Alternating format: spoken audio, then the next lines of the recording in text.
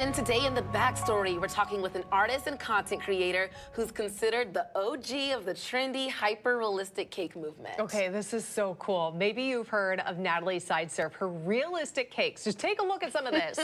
This has garnered more than 10 million followers across all social media platforms. She's also appeared on cooking series on the Food Network, Netflix, and Discovery Plus. Look at those chicken wings. Oh, my goodness. That's my favorite one. Oh, my gosh. They look like, and the mac and cheese. All right, Natalie joins us this morning. Natalie, let's start from the very beginning.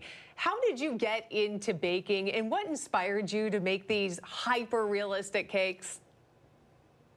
You know, I actually was more into fine art all through high school and college, and I have a bachelor's degree, and I did painting and sculpting. And so a friend of mine actually, she asked me to make a cake. She's like, you know how to sculpt, so let's try to make a cake. And I made a cow skull cake, and I ended up falling in love with it. This was a long time ago. It was probably 2010. And so once I started using cake to sculpt, I was like, I feel like I can really run with this and make like these really realistic pieces of art that are edible. So I ran with it. That's incredible. We're showing the sneaker cake that Kelly was referencing right now. Wait, is that your own head? Yeah, I made a self-portrait cake. Whoa. That is wild to me. I'm like, my mind is blown. Like Kelly just mentioned, you have millions of followers on social media. How does it feel knowing you're such a powerhouse behind the realistic cake trend? And how is the response from people on social media and even your family and friends? You know, it's pretty crazy because when I first started, and again, this was well over a decade ago, I had the goal of making these hyper-realistic cakes, and I studied hyper-realistic art, so I'm always researching like fine artists. And as I started making the cakes, at first people were like, who would ever want to eat that? And I was like, understandable, I get it, maybe you don't want to eat a shoe. But then as time went on, they started to gain popularity over the years, and now people love them, and the feedback is so positive, and people just, it's just so nice that they enjoy, you know, my artwork. And it's so fascinating finding the things that maybe you wouldn't think are what make the pieces so detailed. Like, yeah, I don't know, just you've gotten so creative with this. We're looking at a dog face being created. You're painting the nose.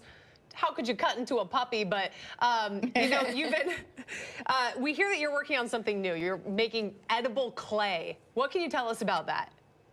Yeah, so with that puppy cake, the outside of it, a lot of times people think that it's made with fondant, but it's actually modeling chocolate. So I'm working on this edible clay, so it's a chocolate base.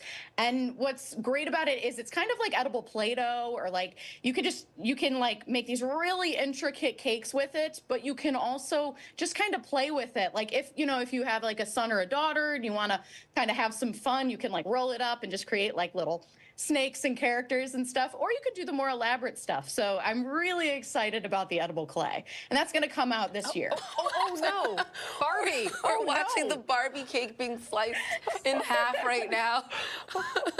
I know. I feel bad a little bit, and I'm like, well, it's just a cake.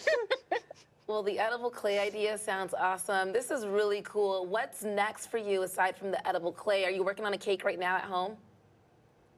I put out a brand new cake every week, so I am always working on a cake. I just finished a cake. It was a realistic popcorn cake.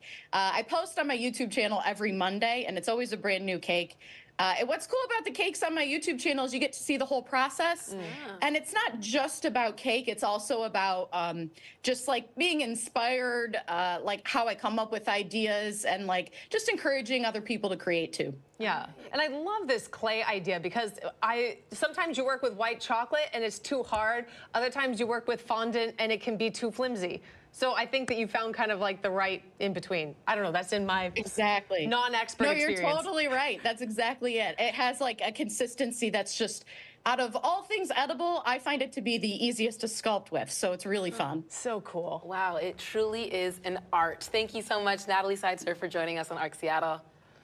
Thanks for having me. Thank you. You just heard Kelly with all her expertise.